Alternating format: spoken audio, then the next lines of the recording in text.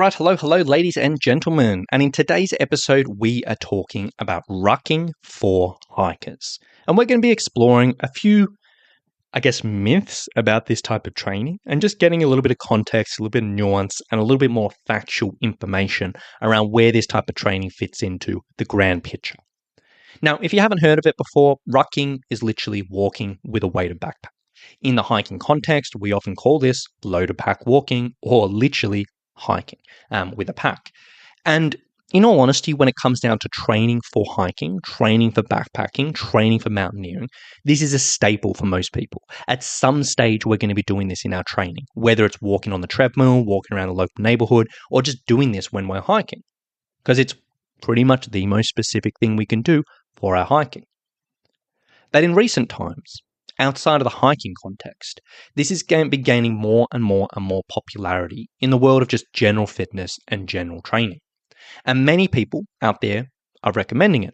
Big influencers, big coaches, big names, lots and lots of people are talking about this online. You'll go on to Instagram, you go on to YouTube, people are talking about rucking. Heck, even some coaches I've seen popping up are coming out and saying they're rucking coaches, and this is all we do with our clients, or this is what 90% of what we do, and rucking is the way to go. And it is cool to see, because, it's always interesting seeing other areas of training come out and get promoted and give other people different options and this and that, outside just the normal go lift weights and go for a run or whatever. But the tricky thing here is any time something gets popular, and this type of training's been around forever, but when it gets popular and people start talking about it, people start taking this particular thing. At first, they're like, hey, this is pretty good. Hey, this will do these things. And they'll get more and more and more. And people will get more overblown and more overblown and more overblown. And all of a sudden, they'll start promoting it and saying, this is the best thing since sliced bread. This is the most amazing thing. This will replace all these different types of training. And this is the best thing you can do for your workouts. And then it gets a little bit overhyped. And the trouble is for hikers, if you're interested in hiking, you're going to get bombarded with this information, because the way social media works, the way the internet works is if you show interest in something, you get bombarded with videos and posts around it. And so a lot of hikers are getting this information from the general population about rucking, and they're like, well, I'm training to carry a pack. This is all going to apply to me. So today we kind of want to dive into a little bit more. Now, on the whole load of pack walking for hikers, I've talked about this a million times on this podcast, and I often talk about load of pack walking as just an essential area for training for hiking. Whether you are training for a full pack hike, a day pack hike, or anything in between, I really do believe every single hiker should be doing this at some type in their training. It can be absolutely amazing for developing aerobic fitness. It can be amazing for just adding extra challenge to certain workouts. If you're doing stairs or hills or tempo walks and you need a way to progress, this can be great.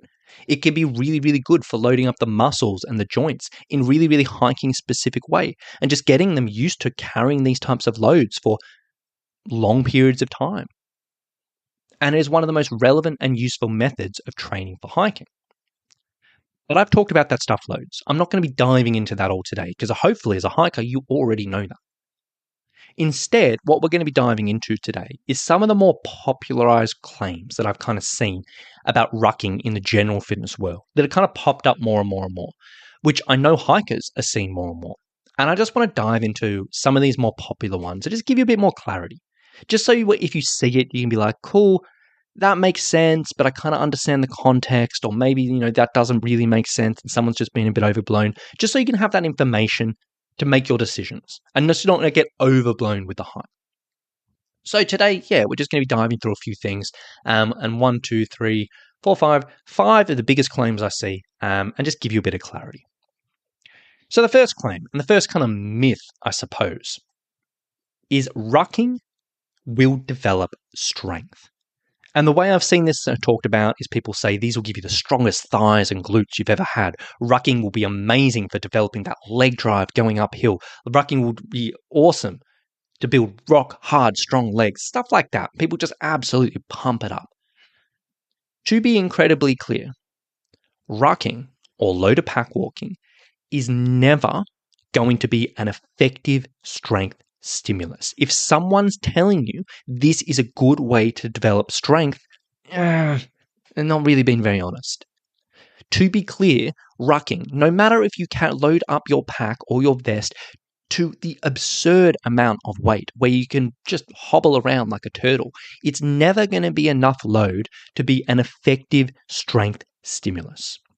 Now, when we're looking at building muscular strength, if you look at strength training, generally what people are recommended for strength training is if we want to develop strength and the specific aspect of fitness called muscular strength, we are recommended to do sets of 10 repetitions or less at a time. Now, if you're a little bit more experienced, you may have to go less even more. You may have to do 8 or less, or 5 or less, or whatever may be. But generally, just talking about the general population, we want to be doing 10 repetitions or less, which means you're going to find a resistance on an exercise or a weight on an exercise where after doing 10 repetitions of a movement, after doing 10 squats or whatever it may be, you kind of need a rest. And you need to rest before you do any more. Pretty simple. Now, if you look at this, and if you count out how much time you're spending here, if you look at repetitions, you may say a normal repetition in strength training would take about 5 seconds. You do 4-second lowering, 1 second up. If you're doing 10 of those, that means 50 seconds per set, which means after 50 seconds of doing something, you kind of need a rest. That is an effective strength stimulus. Go back to rucking, no matter how heavy you load up a pack or a vest, you're never going to fatigue after 50 seconds. It just doesn't line up. Rucking is not an effective strength stimulus for 99% of people. The only people who are going to see genuine strength increases from rucking is someone who is outrageously deconditioned, someone who is just hasn't done any exercise in forever.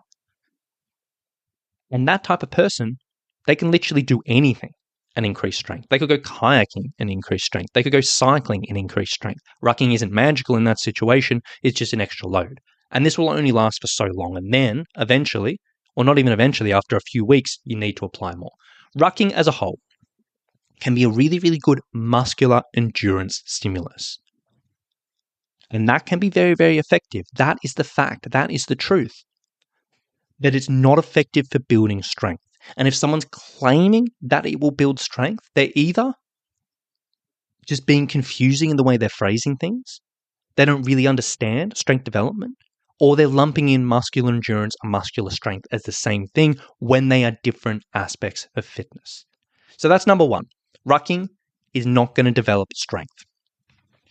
Number two, rucking is amazing for bone density.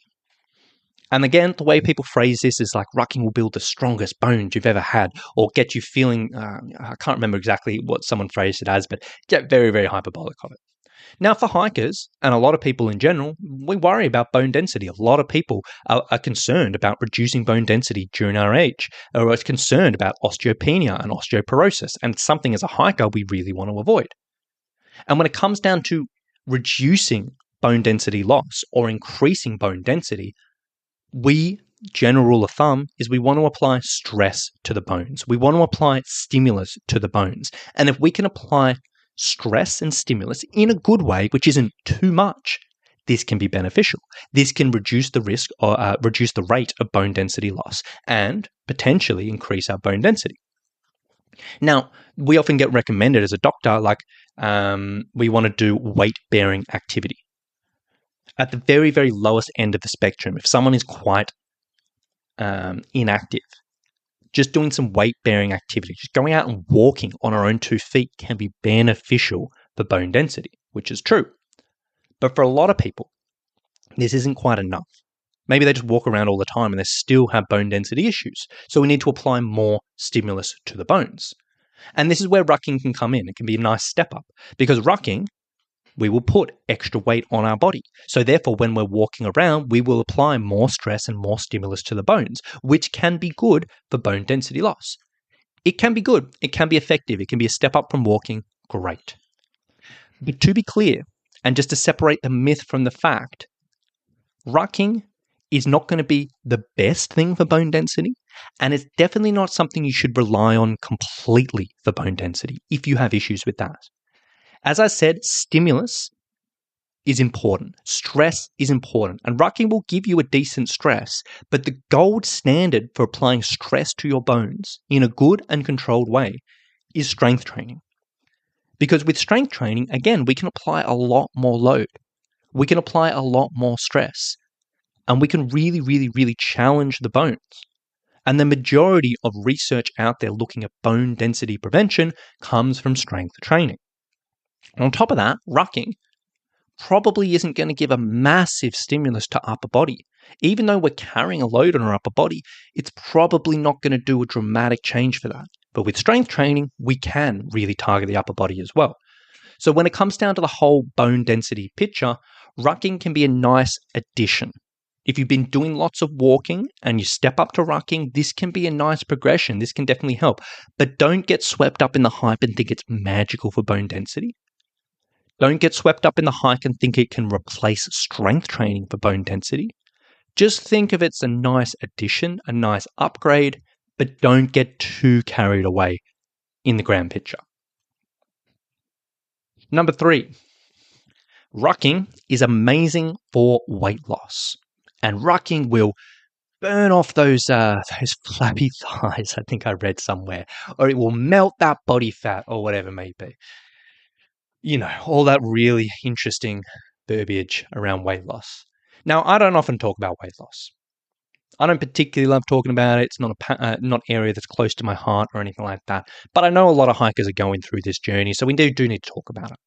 The claim here is rucking is amazing for weight loss, that it will burn that fat off. It is the best thing you can do, or one of the best things you can do for weight loss. Now, weight loss as a whole, as we know, is a pretty big, complex subject. There's a lot of things that goes into it, a lot of different opinions, a lot of different nuance, or whatever it may be. But if we're really, really simplifying things to the most simplified way, I'm sure you've heard the idea of calorie balance. In the sense, if we want to lose weight, we need to take in less calories than the body needs, meaning the body has less energy than it really needs, and therefore we will lose weight over time. Obviously, there's a lot that goes into that. Obviously, there's a lot of nuance, but if we're getting the most simplified way, that's kind of what we're looking at for weight loss. Now, if you're using exercise or training as a tool for weight loss, and that's like you're trying to lose weight and that's why I'm training, really the main thing we're looking at with our training is calorie burn. In the sense, if we can burn more calories via exercise, it will contribute to that calorie balance. It will mean we're burning more, so therefore we can maybe be in a little bit less, have less calories again, or whatever it may be, and it will usually be beneficial. Now, at one end of the scale, when it comes down the weight loss journey, this is one of the reasons why high-intensity interval training is so popular.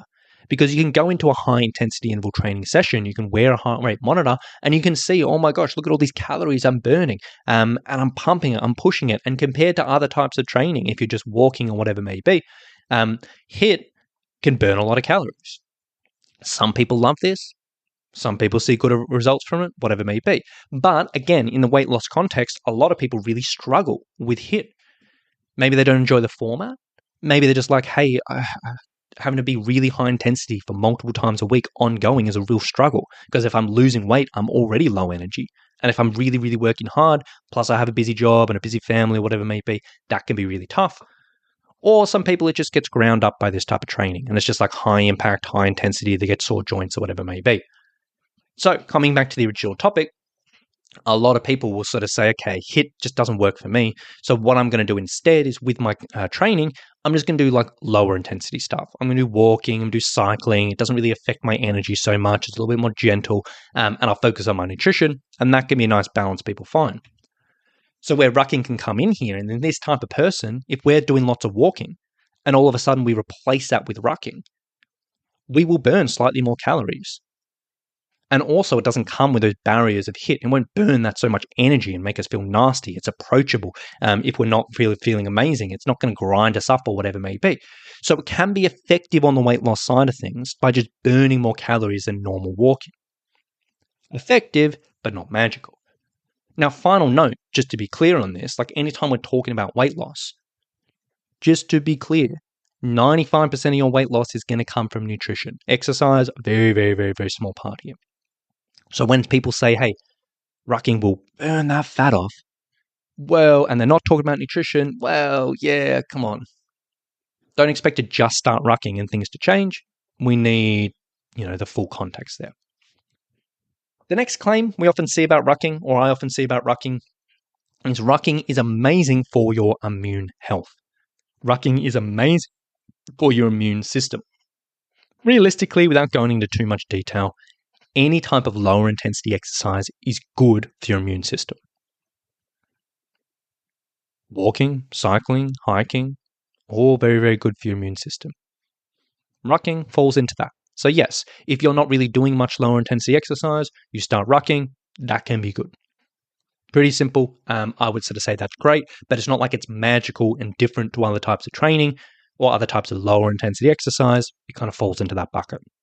Not much more needs to be said about that, but just like if someone says, hey, this is amazing for this, just know there's lots of other options. It can be good, but it's not the only thing. And the same thing for the last claim here as well. Rucking is amazing for longevity. Longevity is a big subject at the moment. In all honesty, when it comes to training, there's a lot of things that are going to be beneficial for your longevity. Strength training, beneficial for your longevity. High intensity training, beneficial for your longevity in certain ways. Lower intensity training, beneficial for longevity in certain ways. And one of the ways that we kind of look at for longevity is if you can find some type of lower intensity, sustainable exercise which doesn't cause you pain, this can be good for certain things for longevity. As a hiker, if you're doing lots of hiking, boom, cool, we've already got that covered. Rucking can kind of fit into this as well. So when we're looking at longevity, it's not like, hey, rucking is amazing in itself. It is just an option for lower intensity, sustainable exercise that doesn't cause pain, which can give certain benefits, which as a hiker, you're probably already going to be getting. So when it comes to longevity, good, not magical, just another tool. So in summary, I'm going to wrap things up here. Rucking in the hiking context, loader pack walking is an amazing form of training. And every hiker should be doing it at some stage in their training. And for hiking specifically, it is very incredibly specific. It's very incredibly beneficial. It's very, very honed in towards your needs, very accessible. It covers all your bases. No, it covers a lot of your bases that you want as a hiker. But if you're interested in this type of training, if you start getting bombarded with the general discourse around this and you see the big influencers, the big coaches, the podcast hosts, the videos talking about these things, just remember, rucking is not magical. It can be very, very specific and effective for hikers' needs, but when we're looking at general training and health outcomes, a lot of the information out there may be true, but it's a lot of it overblown. And most of the things we're looking at we can get from other types of training, and really rucking is just accessible and enjoyable for a lot of people. So what does this mean? Well, do your rucking. Go for it. Absolutely. As a hiker, you should be doing it. But no, it's just know it is never going to be the sole aspect of your training. Don't get swept up in the hike. Don't replace things with it. Keep up your strength training. Keep up your other types of cardio. Keep up whatever else you're doing. Just don't get swept up in the hike. It's great, has a place, not the whole be-all, end-all. So with that being said, I'm going to wrap things up here today. I hope that makes sense. I hope that was useful for you people. I hope it gives a little bit more context.